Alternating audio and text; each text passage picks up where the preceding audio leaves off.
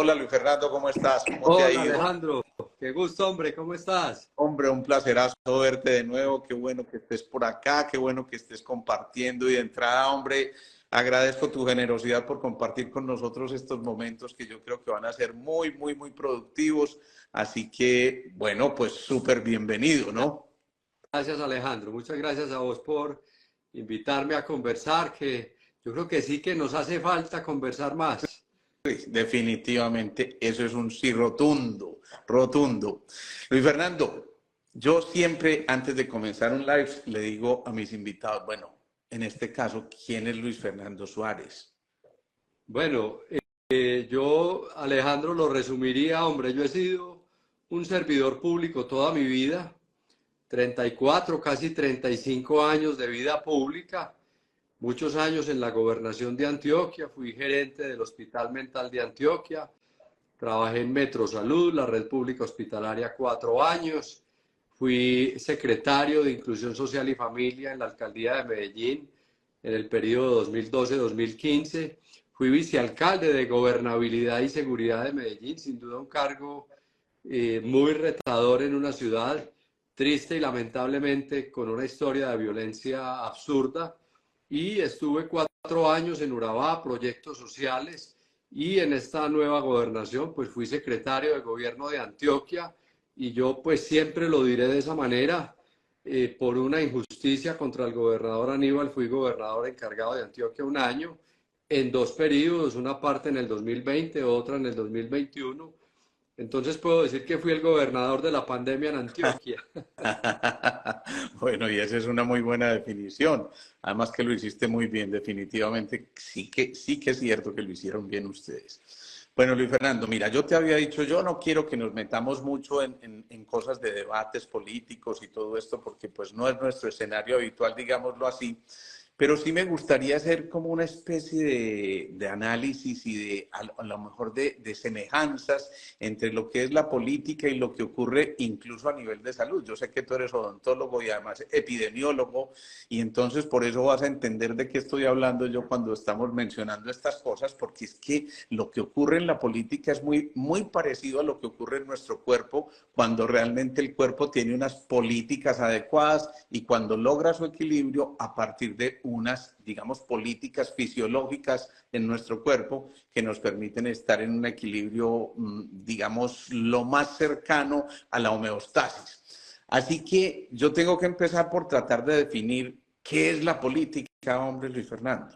Y me excusas pues que te trate de Luis Fernando. Bueno, yo les cuento que No, no, conozco no, a Luis Fernando mejor. hace un Y rato, incluso pero hay muchos que me dicen todavía Luis Jefe, y bien, Luis Fernando está perfecto. bien. No, Alejandro, mira, yo parto de un elemento que creo que es, y es, todos somos actores políticos, como ciudadanos incluso. Sí, Cuando tenemos conversaciones sobre la realidad del país, o cuando incluso tenemos conversaciones sobre temas de salud, de educación, desarrollo económico, con amigos, con familiares, pues somos actores políticos. Posiblemente no activistas políticos, no participar directamente ni en cargos públicos ni en responsabilidades públicas o políticas. Yo creo que la política es servicio. Uno desde el poder, a mí me decían, usted tiene mucho poder, y yo me quedaba pensando, pues poder ayudar, poder servir, poder transformar las realidades de las personas desde las responsabilidades que uno tiene en cualquier cargo en el mundo público. A mí no me gusta el nombre funcionario público, me gusta más servidor público, porque en el mundo público pues estamos hechos para servir y nos debemos a las personas. De hecho, a nosotros nos pagan con los impuestos que las personas pagan. claro. Entonces somos servidores y estamos dedicados a servir. Y yo diría que la política o el mundo político se trata de transformar positivamente las realidades de las personas desde las responsabilidades públicas, sea un empleado de una oficina en cualquier dependencia, o sea un alcalde, o sea un concejal, o sea un gobernador, o sea un senador, o sea un ministro, Claro, porque para eso nos eligen. perfecto.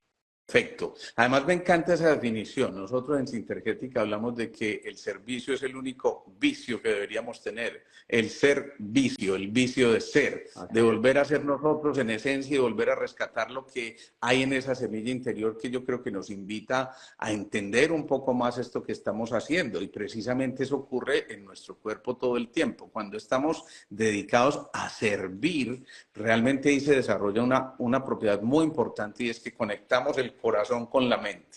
Es decir, de alguna forma estamos conectando la fuerza eléctrica con la fuerza magnética, esa fuerza del sentir, y esa fuerza electromagnética da origen a muchísimas cosas, y por eso yo estoy muy complacido de que estés aquí con nosotros, y qué rico que compartamos esto con mucha gente y que le avisemos a mucha gente de que estamos presentando el live, porque tuvimos ahí un pequeño desencuentro en la publicidad de ambos lados. La mía decía 6:30, la de Luis Fernando decía 8 de la noche, pero bueno, aquí estamos y lo bonito es que la gente escuche esto porque queremos darle un enfoque completamente distinto a lo tradicional. Y yo le dije a Luis Fernando, mira, yo no quiero que tú vayas a hacer ni campaña ni nada de esto en este live, no, simplemente se trata de entender por una persona experta, además porque tengo derecho a decirte experto en esto por toda la trayectoria que allá nos relataste, y entonces empezar a entender que es que en verdad en la política todos estamos de alguna manera inmiscuidos, y eso hace que entonces en la sola definición de política, donde nos dicen el arte de gobernar, ya estamos diciendo que esto más que cualquier cosa es un arte. Una proposición que nace desde el ser, desde la esencia del ser. Entonces yo te pregunto, bueno, ¿cómo llega un odontólogo, además epidemiólogo, a meterse de lleno en esto de la política y a meterse a torear semejantes cosas que les tocan a ustedes? Porque yo a veces digo, Dios mío, ¿cómo alguien se mete en estas cosas? Y veo esto que estás haciendo. ¿Cómo llegas y cómo te pica ese bichito de la política, hombre, Luis Fernando? Yo terminé mis estudios en Manizales, en la Universidad Autónoma de Manizales, antioqueño. Me fui a estudiar allá por unas circunstancias. Cuando termino el colegio, presto servicio militar, y al regresar del servicio militar me encuentro que en Medellín, las universidades donde había odontología que yo quería estudiar, no había opciones. La de Antioquia estaba en una situación compleja y me fui a Manizales. Llego de Manizales a Antioquia a buscar rural. Hice rural, servicio social obligatorio en Santa Rosa de Osos, y terminando el rural paso a la Secretaría de Salud, en ese momento el Servicio Seccional de Salud, y la vida me puso en ese cargo público, pero al mismo tiempo pues monté consultorio y yo hacía práctica clínica. Me gustaba mucho atender los pacientes. Yo trabajaba en la gobernación medio tiempo y en mi consultorio medio tiempo, y fueron pasando los años y me dieron una beca para estudiar epidemiología. Estudié epidemiología y eso me fue inclinando pues por ese perfil de alguna manera de ocupar cargos públicos. Llega un momento de mi vida en donde tengo que tomar una decisión, y es o seguir ocupando esos cargos ya directivos o dedicarme al consultorio 100%. Entonces renuncié a la práctica clínica, vendí mi consultorio, vendí todo y me dediqué a estos cargos pues de tipo administrativo. Okay. Y en un momento de la vida llega como gobernador Guillermo Gaviria Correa. Luego marché con él a Caicedo porque admiraba de alguna manera ese postulado de la no violencia, el secuestro de Guillermo, el asesinato de Guillermo, y llega como gobernador Aníbal Gaviria. Conocí a Aníbal Gaviria y con él he trabajado pues desde su primera gobernación, en la alcaldía de Medellín, en esta nueva gobernación. He trabajado con él más de 20 años y prácticamente eso me encaminó a ser, yo medio molestando digo, yo era tecnócrata, burócrata de carrera administrativa. Luego me tocó entender la política y entonces me volví tecnopolítico, y la vida me fue llevando por la vida política y ahora soy politécnico. Eso está muy bien. Eso está muy bien. Bueno, y a propósito de eso, hombre, yo creo que en el arte de gobernar hay una cosa absolutamente esencial, que es también lo que ocurre en nuestro cuerpo, la comunicación. Cuando una célula se comunica con empiezan a conectarse de una manera armónica y adecuada, ese órgano, ese sistema van a funcionar de manera equilibrada y, por supuesto, recuperando eso que estamos buscando, pero a su vez entonces eso nos va a llevar a que sintamos esa sensación de bienestar interior. ¿Qué ocurre en la política a nivel de la comunicación? Porque sin duda estamos enfrentándonos a muchas cosas de nuestras realidades actuales y no vamos a mencionar absolutamente nada en concreto para no entrar aquí en cosas un poquito más escabrosas, por lo menos para mí.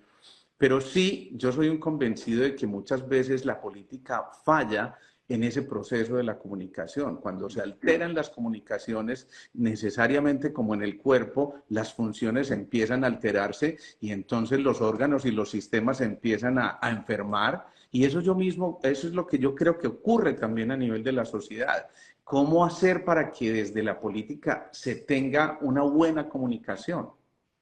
Alejandro, yo creo que ese es uno de los retos más grandes que uno tiene cuando ocupa cargos públicos y cargos directivos. Nosotros decimos que gobernar es comunicar.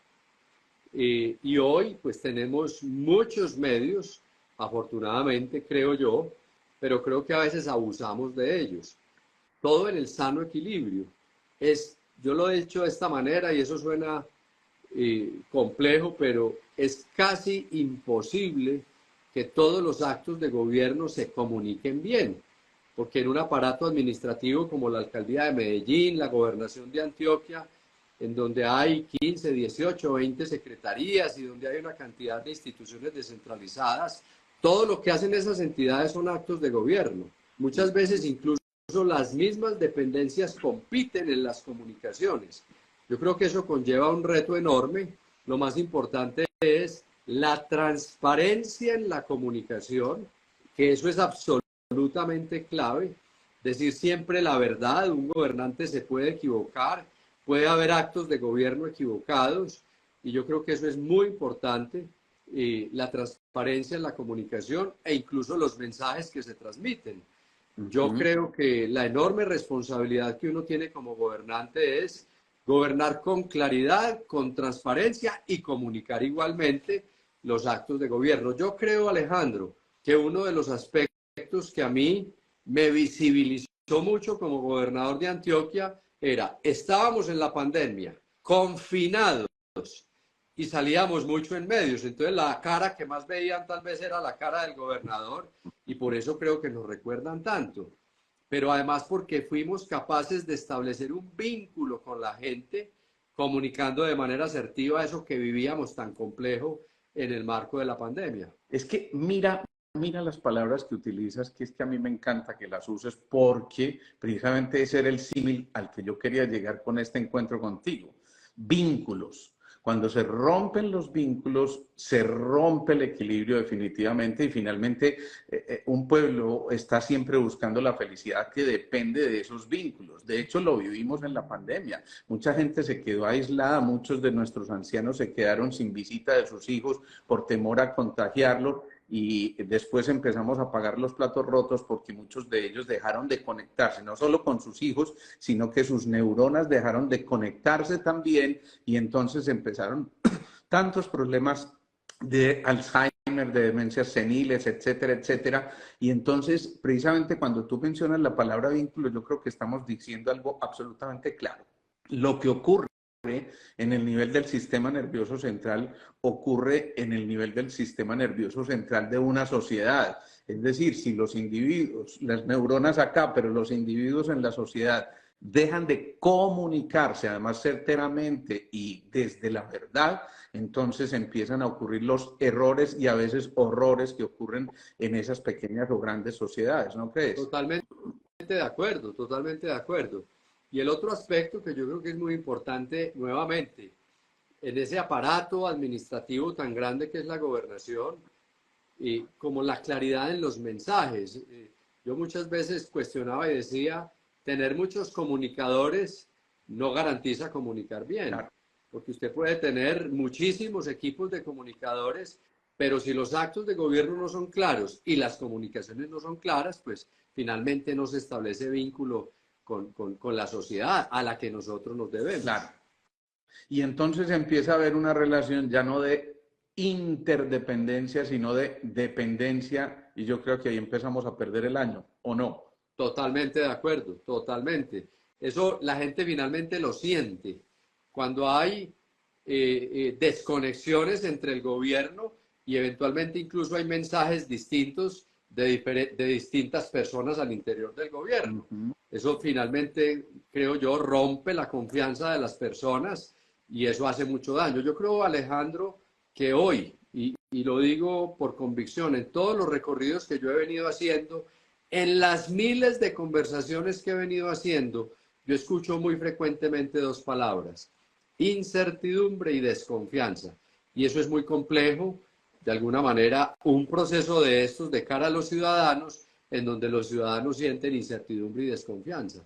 Yo sigo jugando con esas palabras, incertidumbre, y realmente lo único certero es lo que no se puede asegurar. Por eso las aseguradoras tienen los dineros que tienen, porque le juegan a lo que es inevitable, que es lo inseguro. Pero sí hay una cosa muy importante, y es que yo creo que detrás de eso estamos mencionando cosas que nos van a hacer crecer muchísimo en ese aspecto. Mira, Carreño, mucha gente que está aquí ni siquiera sabrá quién era Carreño y su urbanismo y sus normas, pero seguramente él rescataba siempre los valores y esto tan importante que se nos fue olvidando para entender que es que para poder gobernar hay que tener unas normas, hay que tener unas reglas claras a las que simplemente si las cumplimos vamos a vivir todos de manera tranquila, adecuada, y casi que yo diría que tal vez la mejor cualidad de un buen gobernante es que no se note mucho. Porque si no se nota mucho es porque está haciendo las cosas muy bien, ¿no crees? Y yo creo que hoy hay afán por figurar mucho, por aparecer mucho.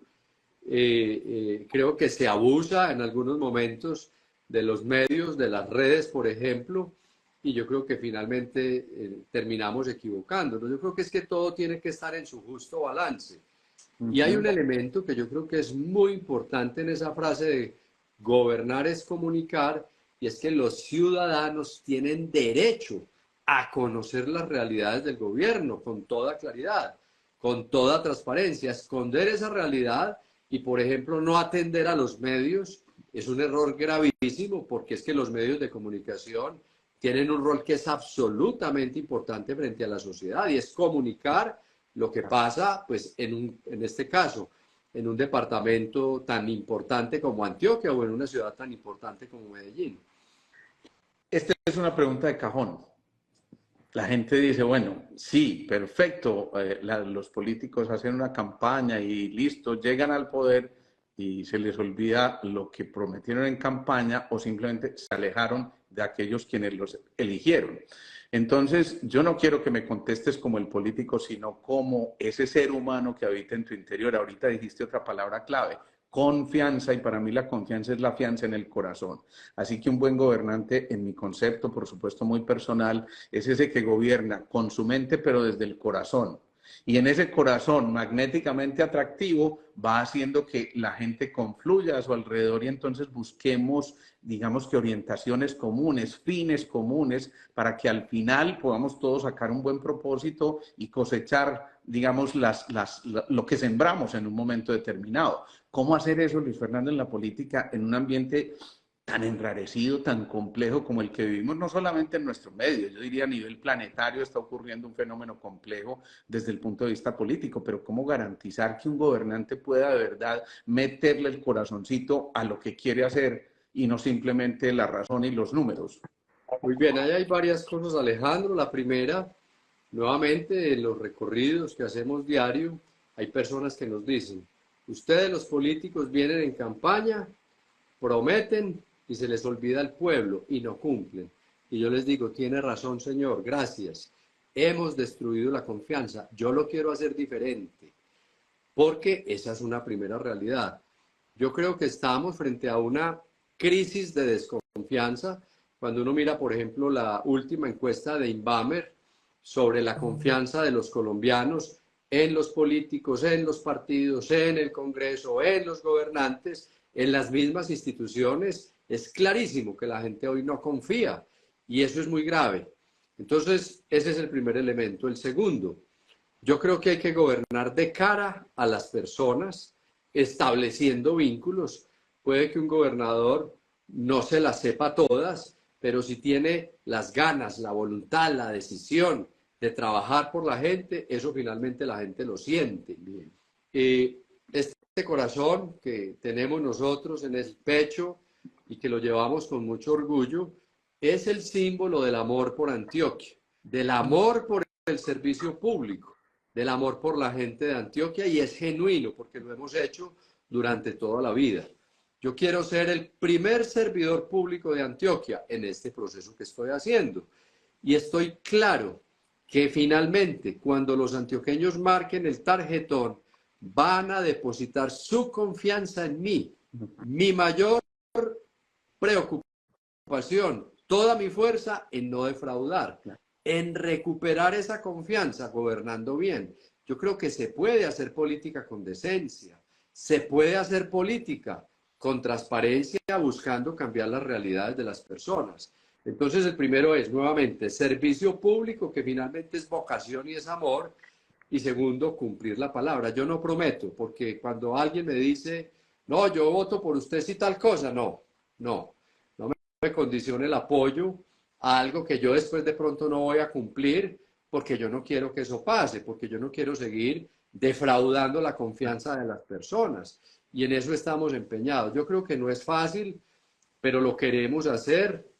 Pongo a disposición de Antioquia toda mi capacidad de trabajo, mi experiencia, mi amor por Antioquia, que es genuino, para que me den ese voto sagrado y poder hacerlo y demostrar que se puede hacer de manera decente y transparente. Antes de meternos en el próximo tema, Luis Fernando, yo quisiera que trataras de definirnos el término democracia. Y vas a entender por qué te pregunto por esa palabrita que aparentemente también muy vilipendiada, muy aporreada hoy por estos días. Pero ¿qué es una democracia? Para alguien que llega aquí por primera vez a meterse en un live como estos y supongamos que nunca ha participado en política, en nada, ¿tú qué le dirías? ¿Qué es una democracia? Muy bien, yo lo diría muy sencillo, y es: toda sociedad tiene unas reglas de juego y unas normas a las que todos nos debemos, las debemos respetar y cumplir. Los políticos generalmente hacen normas desde el Congreso de la República. Yo creo que una democracia es más fuerte en la medida que entendamos que hay unos poderes distintos en el Estado, que cada uno tiene unos roles y que debe tener independencia para que haya pesos y contrapesos. Eso lo tenemos que cuidar y defender. Ese equilibrio en el uso de los poderes es muy importante, y entender que finalmente una democracia es fuerte en la medida que esos poderes, el ejecutivo, el legislativo, el judicial, tiene cada uno unas responsabilidades, y debemos garantizar todos el equilibrio de esos poderes. Y finalmente, todo eso es para transformar positivamente y mejorar la vida de las personas, porque a eso nos debemos cuando estamos en los distintos poderes del Estado, nos debemos es a la sociedad. Bien, te preguntaba eso porque en ese sano equilibrio que estamos buscando, donde se ejecutan recursos, donde se tiene control sobre esas instituciones que estás mencionando y las tres ramas del poder, digamos, en nuestra visión de la política de nuestro país, en la división de poderes, entonces siempre detrás de todo eso hay una necesidad de que haya una batuta, un cerebro que maneje las cosas, como otra vez en el cuerpo, y por eso no me canso de hacer el símil con nuestro cuerpo. Entonces, digamos que sí, hay unas células periféricas en todos los órganos y sistemas de nuestro cuerpo, pero que llevan a cabo una orden, un pensamiento, una directriz muy clara que una cabeza está tratando de generar para que precisamente se organicen y se redistribuyan de manera adecuada funciones. En esas funciones a veces obviamente hay que confiar en un equipo de trabajo. En este caso hay que confiar en las células del hígado, del corazón, del páncreas, del riñón, etcétera, etcétera. Y exactamente lo mismo ocurre en un órgano como es una sociedad. Entonces, ¿cómo hacer que la cabeza no se desligue de esos órganos y sistemas y cómo permitir que las células estén cumpliendo con su función, pero a través de unas directrices claras, que no se pierdan en el camino, porque ahí es cuando en nuestro cuerpo ocurre un cáncer, pero en la sociedad también puede ocurrir. Yo creo que hay varias cosas ahí, Alejandro. Lo primero es servicio para las personas, buscando el bien general siempre sobre el bien particular. Tener propósitos claros para dónde va un gobierno, un departamento, una ciudad. Estos departamentos tienen que tener una hoja de ruta y ser capaz de, creo yo, ejercer un liderazgo colectivo. A mí no me gustan los liderazgos individuales ni los liderazgos mesiánicos de que el gobernador es el chacho y que es el único. Debe tener un equipo y todo ese equipo debe estar conectado con esa ruta, con esos propósitos comunes o superiores, pues en temas como educación, cultura, salud, desarrollo económico, competitividad, que todo ese equipo esté sintonizado para que el director de orquesta pueda armonizar esa melodía y finalmente gobernar por las personas en todos los sectores. Entonces yo creo mucho en los liderazgos colectivos, en que la cabeza encabeza y que todo el equipo, pues que de alguna manera se sintoniza con ese liderazgo y con esa visión de hacia dónde debe ir un municipio o un departamento. Para utilizar tu símil, entonces, esa cabeza es la que escribe la partitura, pero los músicos y sus instrumentos son los que hacen que finalmente esa partitura suene de manera adecuada y que cada uno pueda dar su propia nota.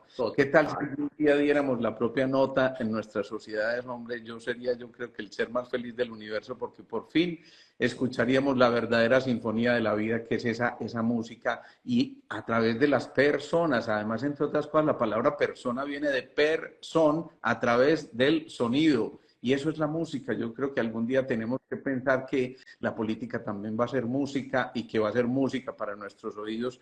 Y por eso te hago la siguiente pregunta. Llega un momento en que por allá en el siglo XIX, por lo menos en nuestro país, se describe la política en la Nueva Granada y entonces se crean inicialmente los dos partidos tradicionales, el liberal y el conservador.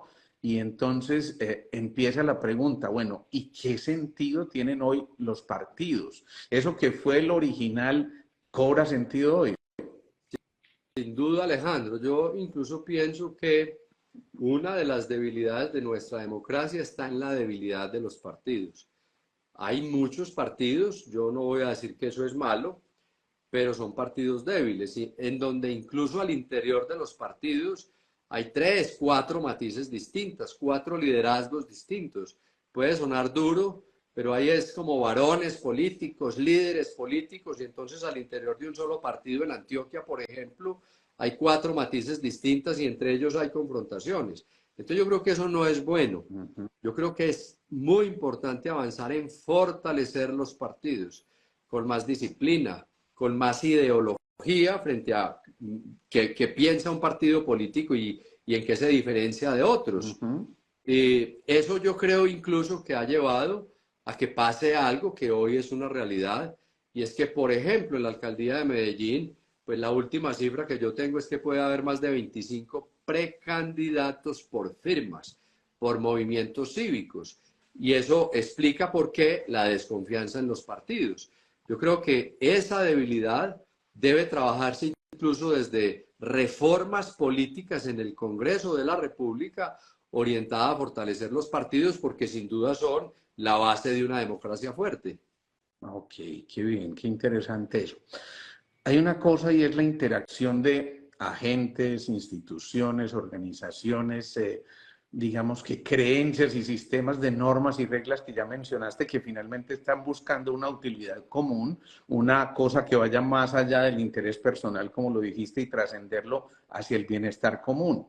Entonces se van a obtener las verdaderas utilidades a nivel del gobierno y de un buen gobierno. Cuando uno empieza a mirar, no solamente, insisto, en nuestro panorama local, sino a nivel mundial, vemos que por alguna circunstancia se dejó de comprender el arte de la política como una cosa que nos pueda unir a través de las diversidades. Y entonces nosotros hablamos de que ya no es tiempo de la universidad universo, es hablar un solo verso, sino la unidiversidad, es decir, entender que todos cabemos y que las opiniones caben y que bienvenidas todas las opiniones siempre y cuando confluyan en una orientación que es el bienestar común. Porque además, Alejandro, nos hemos radicalizado tanto que el que piensa distinto a mí es mi enemigo, cuando de esa diferencia yo puedo aprender y puedo inclusive reaprender y cambiar posiciones o paradigmas personales que yo tenga. Cómo construir incluso a partir o desde las diferencias con el otro, entendiendo que pensamos distintos, que somos distintos y que desde esas diferencias podemos tener visiones compartidas frente a X o Y temas. Yo creo que nos hace, por eso te decía al principio, que tal vez nos hace más falta conversar, escuchar y entender que la diferencia finalmente enriquece. Qué bien, qué bien. Alguna vez, y hace muchos años, alguien dijo, ¿y el poder para qué? Y yo te traslado esa pregunta otra vez a ti. ¿El poder para qué, Luis Fernando? Para servir, para cambiar las realidades de las personas. Finalmente el servicio es una vocación, como la vocación de un médico, como la vocación de un sacerdote, y yo sí estoy seguro que los cargos públicos son para servir a las personas y para mejorar la vida de las personas, sin ninguna duda. Qué bien. El diálogo, el consenso, el acuerdo, el desarrollo conjunto, el debate, los intereses comunes, todo hace parte de una buena política. ¿Cómo hacer para engranar perfectamente todas las piezas que están, por ejemplo, en algo como lo que mencionaste, en yo no sé cuántas secretarías, en tantas divisiones que hay y que no cada una funcione como una islita? Que es finalmente lo que ocurre también en nuestro cuerpo. Cuando hay una metástasis en el cuerpo, eso significa que unas células que tenían que estar en un punto determinado se fueron a otra parte donde no les correspondía y ahí empiezan a hacer estragos simple y llanamente porque no dominan la función. ¿Qué ocurre cuando eso pasa en política? Yo creo que ahí el otro reto es no solo gobernar es comunicar hacia afuera, sino como un gobernador se comunica con todo ese aparato de un equipo de gobierno donde puede haber entre empleados pues vinculados y contratistas más de 5.000 y como todo el equipo del gobierno está sintonizado en esos propósitos comunes y para dónde va el gobierno. No es fácil, no es fácil, pero yo creo que ese es otro de los retos y es las comunicaciones internas en toda esa estructura de la gobernación de Antioquia o de una alcaldía y de todas las dependencias que hacen parte de esa estructura orgánica que todos deben mirar e ir para el mismo lado. Y lo otro que decías ahora, Alejandro, frente a la importancia de la comunicación y del diálogo, mira, cuando estábamos tal vez en abril o mayo del 2021, ese gran estallido social en Colombia, en unas de esas desveladas de las madrugadas, yo tenía angustia porque yo decía, estoy apagando incendios. Todos los días me levanto y la agenda es apagar incendios y casi que la gerencia de la contingencia. Y reuní el equipo y les dije, tenemos que hacer cosas distintas. Y de ahí salió una cosa hermosa que fueron los diálogos sociales por la vida. Activamos un gran diálogo en Antioquia con muchachos que marchaban a escucharlos, duras conversaciones, pero francas y respetuosas, con los empresarios, con la academia, con las organizaciones de la sociedad civil. Y yo recuerdo mucho la Minga indígena de Antioquia. Cuando llegó la Minga a Medellín, y en un diálogo franco, respetuoso, entendiendo que hay intereses diferentes, construimos los acuerdos del corazón bueno. Eso a mí definitivamente me dijo, el diálogo siempre tendrá que ser el mejor camino para gobernar incluso de cara a las personas. Finalmente, ¿qué se construyó allí? Confianza. Desde el diálogo, y eso es muy potente. Qué bien. Sócrates decía que el arte de la política es el arte de interactuar y mantener, él lo describía como la virtud en el alma de los ciudadanos. Y esa virtud la relacionaba él con 4 factores: justicia, valoración o moderación valentía y sabiduría. ¿Cómo combinar semejante cantidad de cosas? A ver, justicia, difícil a veces impartirla porque a veces nos vemos sesgados por nuestras propias posiciones y nos encargamos de tratar de defender un punto de vista, y un punto de vista a veces no es otra cosa que la visión de un punto, no del contexto. Cómo volver a lograr la moderación que nos permita regularnos, así como lo hace nuestro sistema respiratorio cuando llegábamos enojados o ofuscados a la casa. Yo recuerdo que el papá lo primero que nos decía, a ver, respire, mijo, ¿sí? Cómo volver a respirar en la política, cómo volver a recuperar la valentía como para poder decirnos las cosas absolutamente de frente, pero de una manera asertiva, respetuosa, que nos permita soñar de verdad con una política hermosa, porque es que el arte de la política es hermoso. Y cómo volver a poner esa sabiduría al servicio de la gente. Bueno, te hice como 1000 preguntas en una, pero empecemos por eso de la justicia, por ejemplo. ¿Qué te parece? Sí, no, es que yo creo que tan, pues, justicia, sabiduría, valentía y para mí respeto, que puede estar ahí implícita entendiendo eso. Si un gobernador, un alcalde o un político no tiene capacidad de escucha, pues yo creo que está fregado. Pero también entender, y te digo, hubo conversaciones muchas veces difíciles y uno, respeto, prudencia, sabiduría, valentía para uno entender que lo están confrontando, pero también humildad. Yo creo que ahí está el secreto. Además, yo soy el gobernador, pero yo no soy el chacho que me las sé todas. Tengo que tener humildad para escuchar al otro. Mira, Alejandro, las personas finalmente valoran profundamente que uno los reciba y los atienda 2 o 3 minutos y los escuche. Había algo que nosotros siempre nos pedía mucho el gobernador y es, nosotros no vamos a solucionar todos los problemas de toda la gente, pero escuchémoslos. Y finalmente eso termina siendo muy potente. Hombre, vino el alcalde del municipio X, no tiene cita, que se devuelva. No, hay que recibirlo. Claro. Porque es que el alcalde es, además de que fue elegido popularmente y el mandato popular es sagrado, él es alcalde de ese pueblo y representa a todos los habitantes de ese municipio.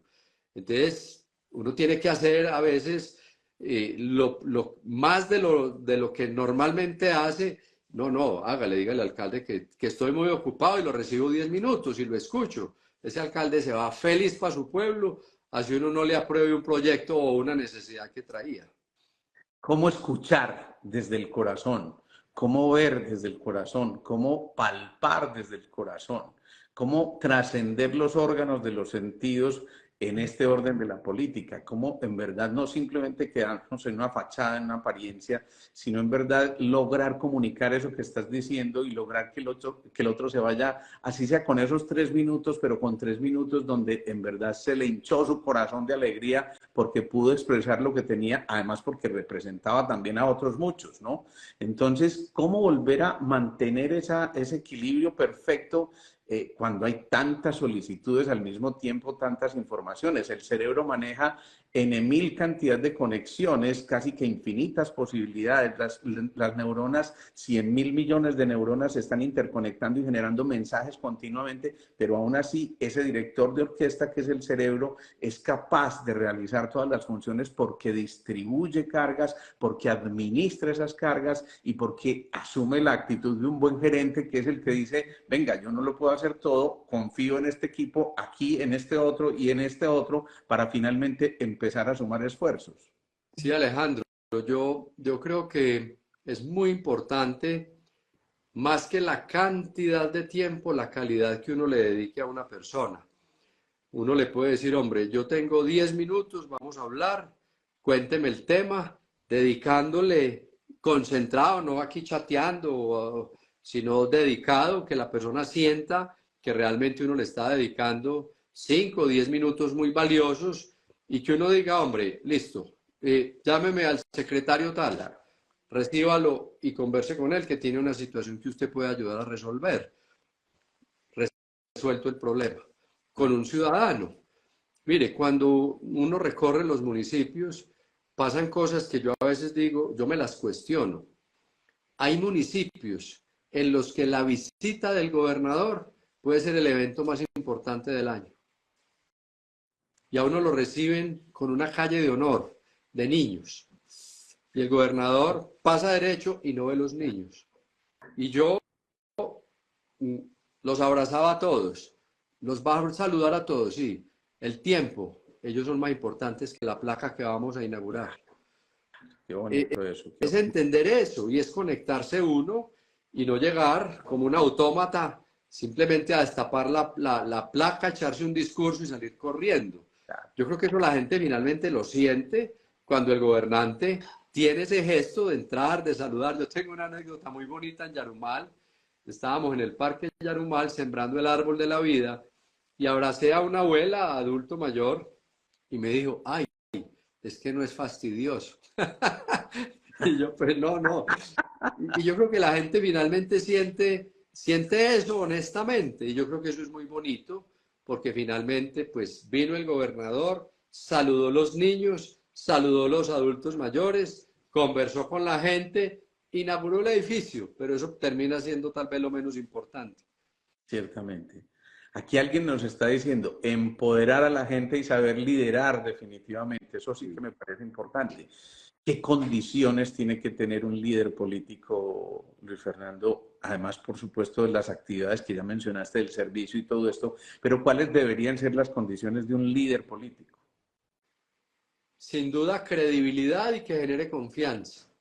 Yo creo que eso es absolutamente importante hoy, porque si la gente no se siente identificada con un gobernante y es apática y él no conecta, en esto es muy difícil, Alejandro. Uno tiene que tener también claro que todo el mundo tiene miradas, posiciones distintas, hay críticos, muchas veces creo yo injustificados, pero siempre habrá voces contrarias. Uno tiene que tener también la capacidad, y yo digo de cuero, de que a uno finalmente no lo terminen afectando, creo yo a veces críticas incluso injustas, pero yo sí sigo pensando que cuando la gente siente que hay un gobernante cercano, que se preocupa por la gente, que conecta con la gente, que es respetuoso y que tiene credibilidad, es que destruir confianza es muy fácil, pero volverla a ganar es muy difícil. Y yo creo que esa palabra hoy es tal vez la más importante. Te cuento que cuando yo nuevamente hago los recorridos, yo digo, Dios mío, ¿cómo no defraudar la gente que finalmente tiene tanta confianza puesta en uno y que yo creo que ese gran valor de la confianza hoy es absolutamente importante? Alguien decía que un político tiene que excitar emociones para poder convencer. Pero las emociones son eso, energía en movimiento. ¿Cómo evitar caer en un momento en el que por intereses propios se desborden emociones, no se regulen y entonces empiece precisamente la debacle que empieza justamente en un momento como en el que más allá del control de las emociones nos estamos dejando llevar por casi que instintos arcaicos que nos llevan a reaccionar y no a accionar? Sí, Alejandro, yo creo que, y yo pues obviamente esto casi que me lleva a pensar cuando estaba como gobernador encargado y cuando tomábamos las difíciles decisiones de encerrar la gente, esos confinamientos, en un momento ya muy complejo de la pandemia, siempre fue entender que se tomaban decisiones por un propósito común, salvar vidas, y que independientemente de eso no estábamos tomando decisiones para dañar ni para afectar a nadie, porque obviamente había afectados por las decisiones, pero les comunicamos las decisiones con claridad y con transparencia. Y yo creo que finalmente la gente terminó entendiendo y reconociendo que esas decisiones, así afectaran a unos, eran decisiones que se tomaban primero con datos, soportadas por científicos, porque teníamos un equipo detrás que nos decía, si se cierra pasa esto, si no se cierra pasa esto, si se cierra de esta manera, entonces los infectados van a ser tantos, las unidades de cuidados intensivos se van a comportar así y los muertos van a ser tantos.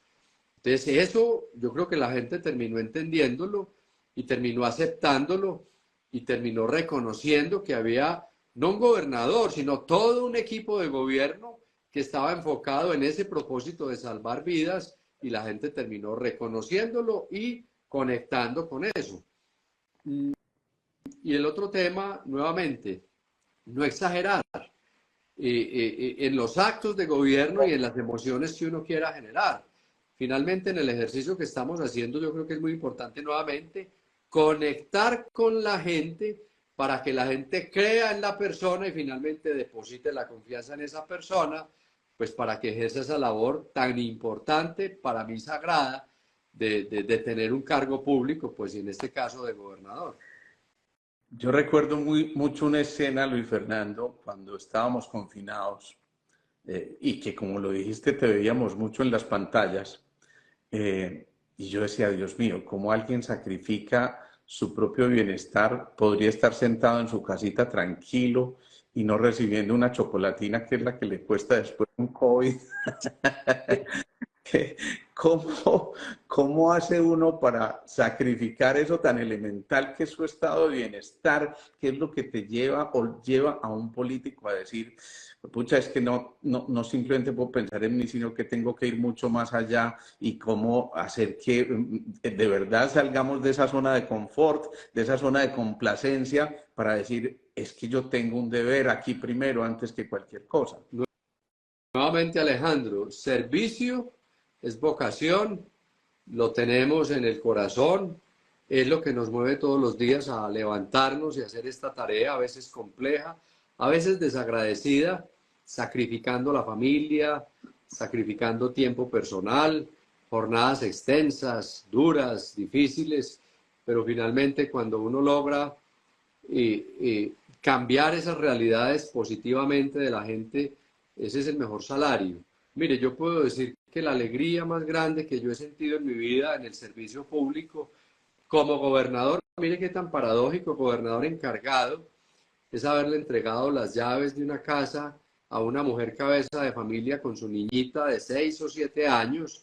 Esa es la mejor forma de transformar vidas y eso es lo que a uno lo mueve a hacer esto todos los días. Entonces, sin duda es servicio como vocación hacia las personas para cambiar las vidas de las personas, ojalá positivamente. Esto es muy especial. Yo a veces digo que soy muy chismoso, ¿no? Y entonces quiero meterme en un chismecito, hombre. Cuando tú tomas una decisión, bueno, voy a tratar de estar en este proceso de la llegada a un cargo especial, hay una familia detrás, y una familia que supongo que te mira en un momento con cierta incertidumbre, con cierta angustia, a lo mejor con mucha esperanza, con mucha ilusión, pero ¿cómo maneja alguien eso al interior de su pequeño núcleo que le dice, oye, mira, estamos aquí tranquilos, respirando airecito puro, porque te vas a tener que echar los problemas de todo un departamento encima pero pues, ¿qué necesidad tenemos de esto? Ese es el chisme que yo me quiero averiguar. Bueno, entonces te voy a contar, Alejandro, que el año pasado con Sandra, mi esposa, pues tuvimos varias conversaciones frente a esta decisión y finalmente Sandra tomó la decisión de acompañarme. Sin el apoyo de mi esposa esto sería imposible hacerlo. Es decir, que el apoyo de Sandra, que yo digo es mi compañera, mi esposa, mi confidente, mi bastión, mi soporte, mi consejera, es absolutamente importante para mí. Mis hijos ya están más grandes, yo los aíslo de estos procesos y trato de que no estén muy metidos porque creo que es lo mejor. Mi madre me está ayudando mucho, pero sufre mucho y hace fuerza. Sandra también hace mucha fuerza y a veces tenemos altibajos que son normales, pero finalmente entendemos que estamos haciendo esto para servir, que somos un equipo.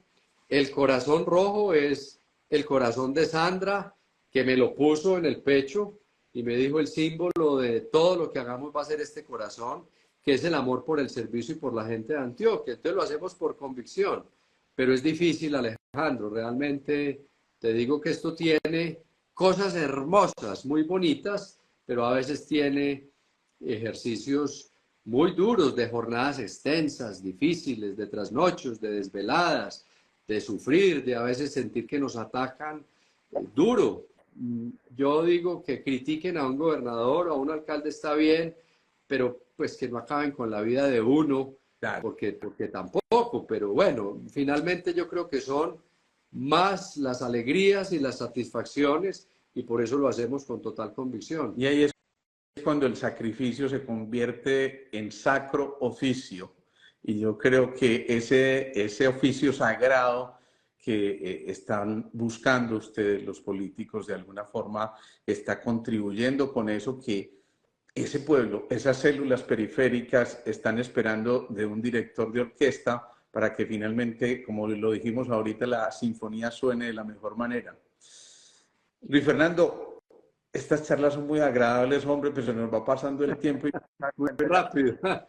vamos a estar casi una hora de estar conversando. Yo quisiera que fuéramos concluyendo en 3 o 4 tips muy importantes que la gente debería tener en cuenta. Y yo no quiero aquí meterme en quién debe votar por quién, ni mucho menos. Fue lo que convinimos con Luis Fernando al principio. Fíjense que aquí Luis Fernando no ha mencionado un programa de trabajo, no, absolutamente nada de estas cosas, sino que hemos querido conocer al ser humano que hay detrás de esto. Y yo me atreví a llamar a Luis Fernando porque lo conozco de tiempo atrás, incluso como paciente, y puedo decir eso sí, más allá de lo que ocurre a nivel político, que es un absoluto caballero. Conozco a Sandra, su esposa, y doy fe del ser humano tan extraordinario que es. Y por eso, insisto, más allá de una propaganda política, yo quería saber qué vive un político, porque esto que vive el político es lo que nosotros vivimos en nuestras políticas internas con nuestro cuerpo. Y fíjense el símil que hemos hecho durante toda esta entrevista, o más que entrevista, conversación, tertulia, y que nos hemos dado cuenta que es que todos de alguna manera somos políticos. Pues hombre, Alejandro, vivimos muchas veces, como lo decía, en una agenda intensa. Por esta época, incluso yo digo, ¿hoy qué es? ¿Qué día es hoy? Porque uno pierde hasta la noción de los días, porque no hay sábado, no hay domingo, no hay festivo. Nuevamente en jornadas muy extensas, yo generalmente madrugo mucho y tenemos jornadas yo salgo de mi casa, yo vivo en el Retiro a las 6 de la tarde y no sé a qué hora regreso. Muchas veces 9, 10, 11 de la noche y entonces son jornadas bastante exigentes. A veces descuidamos la salud, descuidamos la dieta, descuidamos las cosas personales y eso pues no está bien, pero finalmente todo orientado a eso, a servir, a cambiar la vida de las personas. Y prácticamente los momentos de descanso son pocos, porque es que esto es 7 por 24. Y hay una cosa en la que yo siempre insisto mucho y es un servidor público y una persona que es elegida popularmente, sea alcalde, gobernador, diputado, senador, no tiene vida personal. 7 por 24, los 365 días del año tiene esa investidura que le dio la gente cuando votó por él. Entonces, si la embarramos un domingo por la noche, la embarró el gobernador o el diputado o el senador, y eso es berraco, pero esa es la realidad. Entonces, nosotros tenemos que entender que esto es de absoluta dedicación. Uno puede estar y a las 2 de la mañana suena el teléfono diciendo hubo una masacre en tal municipio y uno tiene que estar ahí para responder y para atender a toda hora. Esa es la vida, de la vocación de servir, pero finalmente nuevamente vale la pena hacerlo porque sabemos y entendemos que nos eligen o ocupamos dignidades que son muy importantes y que todo eso lo hacemos para cambiar la vida de las personas. Ese es el centro y yo creo que hemos perdido eso y por eso hay personas que se desvían y creen que las eligen para tener privilegios y no es así. Yo creo que no es así. De tal manera que esa es la vida nuestra. Yo honestamente trato de vivir, incluso a veces me dicen, no, es que usted no puede caminar por ahí solo. Y yo, no, ¿por qué no? Cuando era gobernador encargado, caminaba por el Retiro solo y no tenía ese esquema de seguridad. Yo decía, no, no pasa nada. Es que yo creo que deberíamos aligerarnos de esos equipajes que a veces pesan tanto, porque también creo que el estatus a uno no se lo da el número de escoltas que tenga al lado. Claro. Miren, y ahí yo doy fe, y no debería decirlo, pero lo voy a decir. Alguna vez fui a visitar a Luis Fernando en su casa allá en el Retiro, y lo primero que yo pensé en encontrarme fue ese grupo de escoltas. Yo le dije, Luis Fernando, no veo ninguna escolta por aquí. ¿Qué pasa? ¿Cómo estás solo acá? Y nunca voy a olvidar tu respuesta. Hermano, yo he trabajado con transparencia, no tengo por qué temerle a nada. Esa respuesta a mí me pareció impactante y de verdad que reconozco en ti un ser en verdad servidor y por eso de nuevo agradezco infinitamente esta posibilidad que nos brindaste de escucharte. Esto lo escucha mucha gente después porque queda colgado en el Instagram. Voy a dejarte como colaborador para que tú también lo puedas dejar ahí en tus redes. Y hombre, no me resta sino agradecerte infinitamente que hayas sacado este espacio, sé lo ocupado que estás, pero esta es una muestra clara de lo que yo creo que los ciudadanos comunes y corrientes esperan de sus políticos, y no me refiero a Luis Fernando Suárez, me refiero a sus políticos íntegros que puedan hacer y mostrarle a la gente que todavía tenemos esperanza y que en verdad el día en que los políticos hagan sus cosas como tienen que ser, creo que nunca los vamos a ver por ahí figurando en muchas cosas porque todo está marchando. Sí, Alejandro, y permíteme finalizar diciéndole a las personas que nos ven, voten por favor, háganlo, voten con criterio, miren los candidatos, escuchen los debates, miren las hojas de vida, los antecedentes, la historia de lo que han hecho, pero voten, porque cuando no votamos, pues damos la oportunidad a que otros elijan por nosotros. En estas elecciones de octubre, el censo electoral de Antioquia son 5.200.000 personas y generalmente vota el 48 o 49%. Ojalá mucha más gente votando, porque estas elecciones, creo yo, van a ser importantísimas para el país y es esa invitación a que voten, a que lo hagan con criterio, no dejen que alguien les diga, vote por este, mire este, tiene que ser este. No, no, no, háganlo con criterio, porque creo que ese es el principal deber que tenemos como ciudadanos para fortalecer la democracia. Miren qué bonito esto y tampoco puedo evitar hacer el comentario. Nunca en ningún momento aquí Luis Fernando nos dijo voten por mí porque yo voy a hacer esto, voten por mí porque tal cosa. Nada, simplemente nos mostró lo que hay en su interior, el ser humano que es y yo insisto, más allá yo no estoy haciendo campaña, yo no estoy haciendo nada de estas cosas. Luis Fernando me conoce hace mucho rato también, pero sí me parece muy valioso, hombre, que en verdad nos muestres esta faceta de un político que resultó siendo, ¿cómo fue que dijiste al principio? Un politécnico, algo así, algo así. Ya soy politécnico. Pasé de ser burócrata, tecnócrata, tecnopolítico y ya soy politécnico. Maravilloso, maravilloso. Luis Fernando, un abrazo gigante, el agradecimiento eterno y nos vemos. Te dejo ahí como colaborador para que, insisto, podamos compartir esto con mucha más gente que lo ve luego en las redes. ¿Ok? Alejandro, gracias, hombre, por la oportunidad. Me encanta conversar siempre y cuídense mucho, por favor, cuídense su salud, cuiden su vida, amen su familia, denles besos, díganles que los quieren. Muchas veces no lo hacemos. Eso es muy importante que lo hagamos todos los días. Un gran abrazo. Un abrazo para todos y feliz noche. Chao, chao. Gracias.